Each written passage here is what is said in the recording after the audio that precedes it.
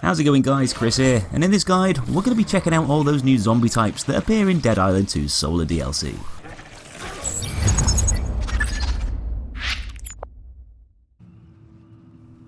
So with the second DLC for Dead Island 2 taking us to the sun-baked blood-soaked hills of California's SoLA Festival, it turns out that all the festival goers and staff have been transformed into brain-hungry zombies by a mysterious beat emitted by the speakers surrounding the grounds.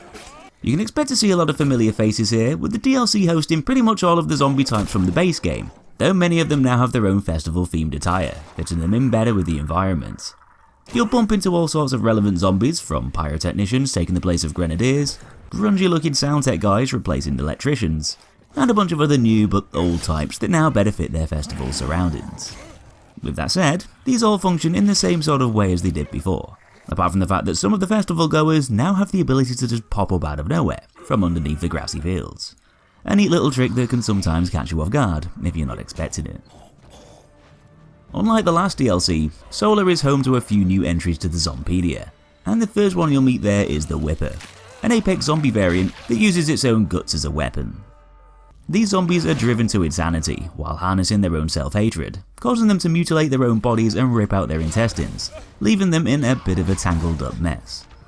As the name might imply, these said intestines can then be whipped around by the zombie and used as a deadly tool to lash out at you over range to inflict damage. These whip attacks can be pretty ferocious and awkward to avoid, though if you try and maim the zombie's left whipping arm, then that'll prevent it from using those lashing strikes against you, essentially rendering it useless. Swinging their guts around might be the Whipper's primary attack method, but do be aware of them also clawing out their innards and lobbing those at you from over distance too, which can temporarily blind you and complicate fights even further. Sometimes if you wind the zombie up enough, it'll become enraged, causing it to enter a frenzied state where its attacks will become faster and more ruthless. Plus it'll also stop you from using those fury abilities as well, ramping up the peril while leaving you in a much more vulnerable state during this time. Probably one of the weirdest zombie types in the whole of Dead Island 2, the Clotter is another apex zombie found around the festival site, able to liquefy its entire body into a mushy pile of blood and gore, only to reform again somewhere else, relocating to attack from a different position. This not only lets the Clotter escape once you've pinned it into a corner, but it also allows it to gain a bit of distance from you, letting it use a deadly ranged attack where it fires out a high velocity stream of putrid blood at you from its heart, allowing the zombie to attack from a safer distance while inflicting bleed damage if that stream hits you. Despite just being big bags of gory sludge, Clotters can actually withstand quite a lot of damage, and have also got some very hard hitting melee attacks themselves, able to slap you around effectively with those long arms up close. You can break their arms to temporarily reduce those attacks, though if they decide to melt down and regrow, then they can also regrow those limbs too, letting them carry on attacking you once reformed. It's still a good tactic to aim for their arms though, dishing out a lot of damage if you can maim them. Just don't bother going for the legs. They're extremely tough and Clotters don't really rely on them much anyway. So the last zombie in this guide is basically just an amped up boss version of the Clotter, though I thought it'd be worth throwing this guy in here anyway, with him having some different tricks up his sleeve and basically being the main antagonist of the DLC. The Dirge is a bigger, meaner variant of the standard Clotter, who pops up quite a lot as you wander around the festival to taunt you telepathically, but mainly during the story sequences.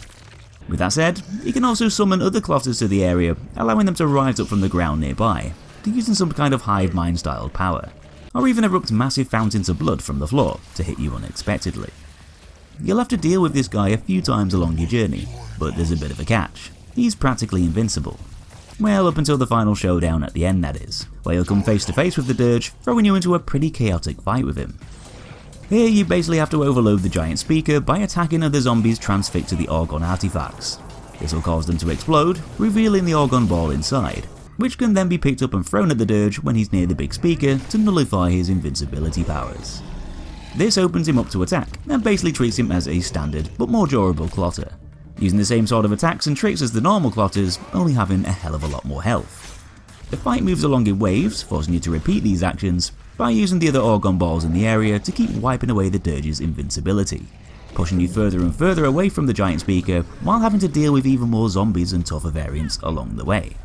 After picking up the last Orgon ball and running the gauntlet of zombies over to the front of the room, you'll be able to lob it at the boss one final time, as he's near the giant speaker, causing it to overload and fry the Dirge with shockwaves, forcing him to explode and disintegrate. And that's the end of that guy.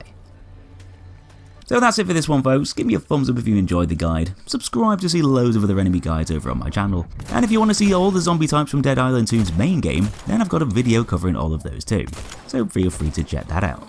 Thanks for watching, folks, have a great day, and I'll be seeing you in that next one.